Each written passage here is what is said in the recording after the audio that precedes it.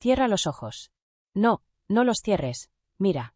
Mira este vasto paisaje de verdor ondulante, campos interminables que se extienden bajo un sol inclemente. Escucha el susurro del viento al pasar por las cañas de azúcar y el algodón, un sonido que podría ser pacífico si no fuera por el eco distante y gutural que lo acompaña, el golpe rítmico de un martillo, el crujido de una soga tensa, y un lamento que se pierde en la brisa. Puedes sentir el peso de este aire húmedo y denso sobre tu piel, cargado con el aroma dulce y enfermizo de la tierra recién trabajada y el sudor. Este lugar, tan aparentemente sereno, te hace sentir una opresión en el pecho, un escalofrío que no proviene del frío. Te acercas. Tus pasos no hacen ruido, porque no estás realmente allí, pero tus sentidos están vivos. Ves a las figuras en el campo. Sus movimientos son mecánicos, repetitivos, un ballet de cuerpos que se doblan y se enderezan bajo el látigo invisible de la necesidad. Ves sus rostros, no hay sonrisas, solo una quietud pétrea, una resignación que es más aterradora que cualquier grito. Observas a una mujer joven, no mucho mayor que una niña, con el vientre abultado. Ella trabaja con la misma intensidad que los demás, su respiración es un jadeo rasposo, sus manos son callosas y sangran.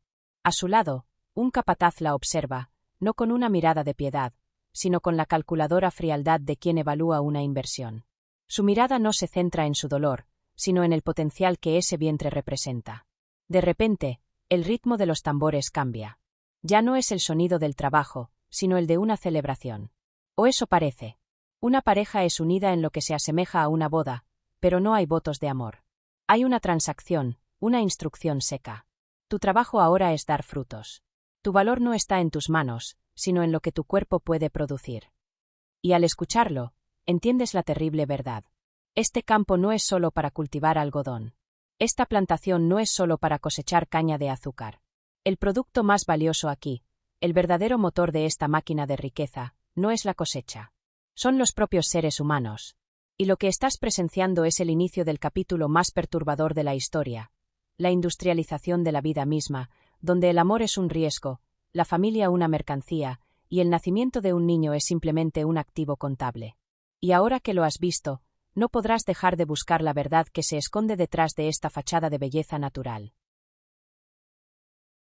El lamento de la plantación es un eco que resuena a través del tiempo, pero su origen no es el lamento del dolor, sino el eco del pragmatismo económico. Para entender la crueldad de esta nueva era, debes sumergirte en la mentalidad de los hombres que la construyeron. Hombres que no veían la maldad, solo la oportunidad. El 1 de enero de 1808, el Congreso de los Estados Unidos hizo ilegal la importación de nuevos esclavos. Para el sur, esa no fue una victoria moral, sino un golpe mortal a su modelo de negocio. El algodón se convertía en el rey, y su imperio se expandía hacia el oeste, exigiendo una mano de obra que ya no podía ser comprada en los mercados transatlánticos. Aquí es donde Virginia, un estado que hasta entonces había sido un pilar agrícola, se convirtió en algo mucho más siniestro. Dejó de ser una tierra de tabaco para convertirse en un criadero humano. Un lugar donde la principal exportación ya no era un cultivo, sino la vida misma. Los registros de la época no lo llamaban así. Lo llamaban el comercio de esclavos domésticos o el comercio interno, términos fríos y sanitarios para una práctica que desafía toda decencia. Las estadísticas de la época revelan una verdad escalofriante. Entre 1820 y 1860, se estima que más de 1 millón de seres humanos fueron vendidos desde los estados del Alto Sur hacia las nuevas y lucrativas tierras de Mississippi, Alabama y Luisiana. Imagínate el mercado. No el mercado de especias o sedas, sino el de la carne y los huesos. En Richmond, Virginia, y Charleston, Carolina del Sur, las subastas se celebraban en plazas públicas. Los cuerpos, limpios y a menudo engrasados para parecer más saludables, eran examinados por compradores con la misma indiferencia con la que un ganadero examina una vaca. Se revisaban sus dientes, se palpaban sus músculos y se les hacía desfilar. Los subastadores, con una energía que rayaba en el fervor evangelista, gritaban las virtudes de cada lote, su fuerza, su resistencia, y para los jóvenes, su potencial reproductivo. Una mujer sana, una que ya había demostrado su fertilidad, alcanzaba un precio más alto. Un hombre fuerte, un semental, era un activo invaluable para un nuevo terrateno. Este no era un crimen pasional.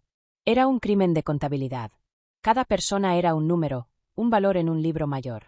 Las familias eran desmembradas no por la crueldad caprichosa de un solo hombre, sino por la fría lógica del beneficio económico. Madres separadas de sus hijos, esposos vendidos a plantaciones a cientos de millas de distancia.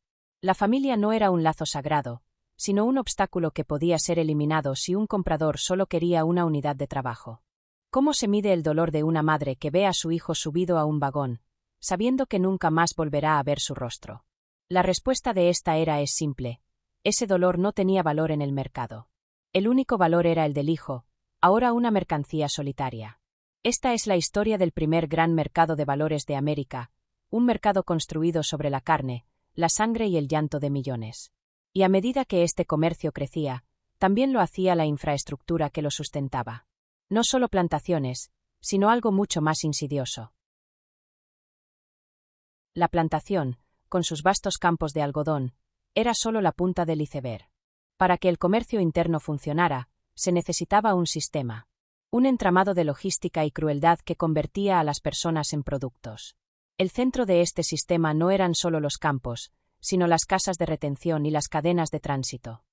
Imagina edificios sombríos, con fachadas de ladrillo y rejas en las ventanas, ubicados en los centros de las ciudades más prósperas.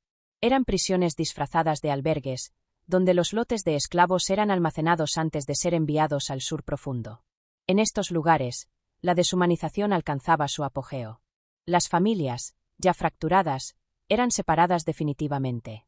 Un hombre podía ser vendido a una plantación, mientras que su esposa y sus hijos se quedaban atrás para ser vendidos a diferentes compradores en días distintos. El pánico, la súplica y el llanto eran constantes. Se les daba suficiente comida para mantenerlos saludables para la venta, pero no lo suficiente para que recuperaran su fuerza o espíritu. Era una ingeniería inversa de la humanidad, reduciendo a una persona a su valor de mercado. Desde estas casas de retención, comenzaban los trenes de esclavos. No eran trenes de hierro, sino marchas a pie. Largas filas de hombres, mujeres y niños encadenados, moviéndose lentamente por los caminos polvorientos de los estados. Este viaje podía durar semanas o incluso meses, una agonía interminable bajo el sol abrasador o la lluvia helada. Los débiles eran castigados, los enfermos abandonados al borde del camino. Testimonios de la época describen cómo la gente del sur se acostumbró a la vista, como si fuera una caravana de mercancías más. Los niños preguntaban a sus padres qué eran esas personas encadenadas, y la respuesta, con una normalidad aterradora, era que eran la nueva fuerza laboral que viene de Virginia. Pero el corazón de esta infraestructura no era solo el movimiento, sino la producción. En algunas plantaciones, conocidas como criaderos, la reproducción era la única prioridad. Aquí, el trabajo de campo se minimizaba. El valor de una mujer no se medía por la cantidad de algodón que podía cosechar, sino por el número de hijos que podía dar a luz. Las mujeres eran sometidas a exámenes médicos intrusivos y a una vigilancia constante de sus ciclos reproductivos. Se les ofrecían incentivos como un vestido extra o una pequeña cantidad de comida por cada hijo nacido. El lado más oscuro de este sistema se revela en la figura del semental. Un hombre, a menudo joven y físicamente imponente, era seleccionado por sus cualidades genéticas y obligado a procrear con múltiples mujeres. Este hombre perdía toda identidad, convertido en una herramienta biológica. Su único propósito era la reproducción, y su estatus, aunque a veces le confería ciertas libertades limitadas, era una prisión de un tipo diferente, una esclavitud que le robaba su propia masculinidad y paternidad. Este sistema no solo deshumanizaba, sino que también destruía la estructura misma de la familia, reemplazándola con un modelo de producción biológica que no tenía paralelo en la historia moderna. Y al igual que cualquier industria, este sistema tenía sus propios arquitectos, sus propios libros de contabilidad y sus propias reglas para la maximización del beneficio. El sistema no era solo una cuestión de logística y contabilidad, era un ataque directo a la esencia de la humanidad, y en su centro, un vacío legal que permitía que la crueldad floreciera. La ley, supuestamente la protectora de la justicia, se convirtió en la cómplice silenciosa de la atrocidad. Imagina a una mujer, una joven llamada Cora, cuyas palabras han sobrevivido a través de los siglos. Cora no describe la violencia como un acto esporádico de un amo enojado, sino como una herramienta de control tan regular y predecible como el amanecer. Los amos, los capataces, y a menudo, sus propios hijos, tenían un derecho legal no solo sobre el trabajo de una mujer, sino también sobre su cuerpo. La violación, en el contexto de la esclavitud, no era un crimen. No en el sentido de la ley. Para que un crimen de este tipo existiera, la víctima tenía que ser considerada una persona con derechos. Dado que una mujer esclavizada era legalmente una propiedad, su cuerpo no podía ser violado en el sentido jurídico, de la misma manera que no se podía violar un caballo. Esto significaba que no había recurso, no había castigo, y no había justicia. El asalto sexual era una forma de propiedad, una extensión del derecho del amo a explotar su activo. Era una forma de tortura psicológica diseñada para quebrar el espíritu de la mujer, para recordarle que no tenía control ni sobre su propio cuerpo ni sobre su destino. Pero el horror no terminaba en el asalto. El fruto de esta violencia, el niño nacido de esta crueldad, era automáticamente clasificado como esclavo, sin importar la identidad de su padre. Este principio, conocido como partus sequitur ventrem, el parto sigue al vientre, fue un pilar legal de la esclavitud. No importaba que el padre fuera un hombre libre, un hombre blanco, o incluso el amo. El estatus del niño estaba atado irrevocablemente al de su madre. La ley le robaba al niño su herencia, su libertad y su identidad al momento de nacer. Y el silencio de la ley fue igualado por el silencio de la sociedad. A medida que la esclavitud se industrializaba, los defensores de esta práctica crearon una narrativa de esclavitud benevolente, una fantasía de amos bondadosos que cuidaban de sus familias de esclavos. Esto era un intento de ocultar la brutalidad económica y la violencia sexual que eran inherentes al sistema.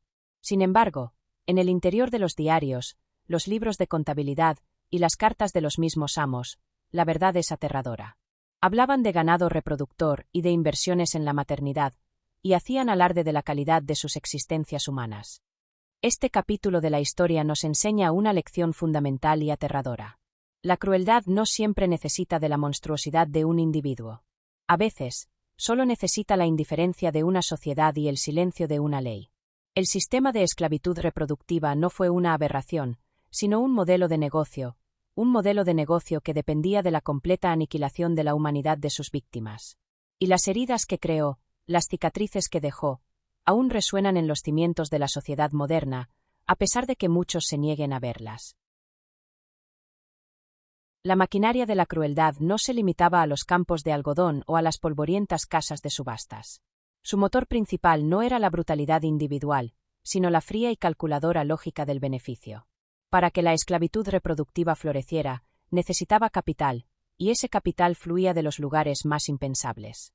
Debes mirar más allá de los gritos en la plantación y escuchar el susurro en los salones de mármol de Wall Street y la City de Londres. Aquí, los hombres de finanzas, con sus trajes inmaculados, convirtieron a seres humanos en instrumentos financieros. Imagina un banquero en un escritorio de caoba. Un plantador del sur entra, no con un saco de algodón, sino con un censo de sus esclavos. Pide un préstamo para expandir su imperio, y su garantía no son sus tierras, sino la vida misma. El banquero mira la lista: un hombre fuerte de 25 años, una mujer de 19 en edad de procrear, 3 niños pequeños. Cada nombre no es más que una cifra en un libro mayor. El préstamo es aprobado. Tú ves la firma en el papel, y con cada trazo de la pluma, la libertad de esa familia es hipotecada. Sus cuerpos, su futuro, el dolor que aún no han sentido, todo es un activo contable. Pero esto era solo el comienzo. La verdadera innovación de esta brutal industria fue su securitización. Los financieros no se limitaban a dar préstamos, creaban bonos. Agrupaban cientos o miles de vidas, cada una con su valor estimado, y los empaquetaban en un solo producto de inversión que se vendía a los ricos del mundo. Los bonos de esclavos, un tipo de inversión que prometía rendimientos no basados en la producción agrícola, sino en el nacimiento y crecimiento de los cuerpos humanos. Si un niño nacía, el valor del bono subía. Si un adulto se volvía demasiado viejo para trabajar o moría, el valor disminuía. Y el horror se profundiza. Las compañías de seguros no se quedaron atrás. Tú puedes ver sus anuncios en los periódicos, ofreciendo pólizas para proteger a los propietarios de la pérdida de su mercancía. Si un esclavo moría de enfermedad o en un accidente, la compañía de seguros pagaba una suma. El valor de una vida humana se reducía a una simple prima de seguro. La muerte de un hombre, una tragedia personal inmensa, era para ellos solo una reclamación de pago, un gasto operativo. Este sistema monetizó cada faceta de la existencia humana, desde el nacimiento hasta la muerte, y transformó el sufrimiento en la fuente de la riqueza de otros. Así, los pilares de la prosperidad de algunas de las instituciones financieras más antiguas de América y Europa no se construyeron con oro, ni siquiera con la tierra, sino con el dolor, el sufrimiento y la sangre de millones. La siguiente vez que escuches hablar de la historia de los grandes bancos, de la riqueza heredada de las élites, recuerda que la raíz de esa riqueza podría estar en los bonos de esclavos. Ahora que conoces esta verdad, que la historia no te ha contado en los libros de texto, la carga recae sobre ti.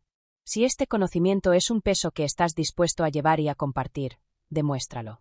Si te suscribes a Memorias de la Historia, nos dices que esta verdad importa. Si no lo haces, ve a los comentarios y explícame por qué el conocimiento de esta historia no te merece la pena.